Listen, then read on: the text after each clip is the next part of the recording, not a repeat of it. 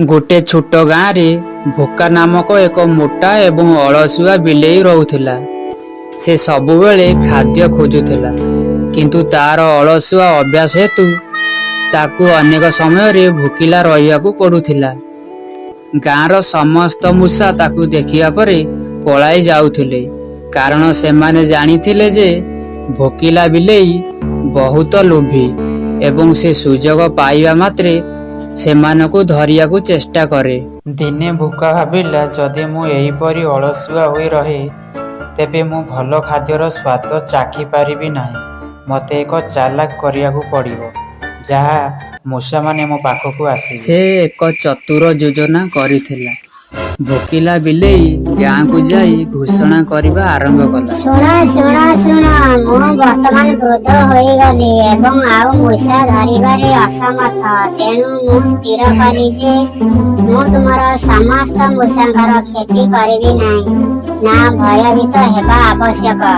मूषा माने प्रथमे संदेह करुथिले, किंतु तापरे सेमाने भाबिले जदि बिलेई प्रकृतरे शाकाहारी होई सारिछि तेबे आमे काहेकि ताकू भय करिबा उचित। आसो देखिबा से केते सत्यवादी। समस्त मूषांक नेता, जार नाम चाटू, भोकिला बिलेई को परीक्षा करियाकू निष्पत्ति नेला। से बिलेई पाखकू जाई कहिला, भोका भाई, जदि तुमे प्रकृतरे शाकाहारी होइछ तेबे तुमे आम पई भोजी काहेकि करुनाह?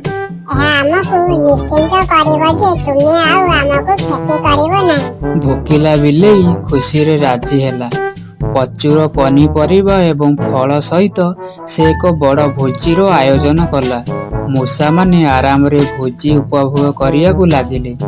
भोकिला बिलेई बहुत खुशी हुई भाविला, वर्तमान मोर सुजोग। एई मूषा माने भरिया मात्रे मु समस्त को गोटिए पर गोटिए धरिबी। किंतु चतुर मूषा भाविला बिलेईर चतुरता को बुझी सारी थिला।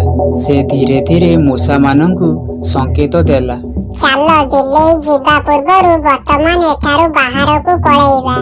गोटिए परे गोटिए समस्त मूषा किछि बाहाना करी सेटारु चली जीवाकू लागिले। से भाविला मूषा मानकू धरिबार समय आसीछि, किंतु जेतेबेले से देखिले जे समस्त मूषा चली गले, से क्रोधरे लाल होई गले। तापरे भोकिला बिलेई दिन सारा भोकिला रहिला।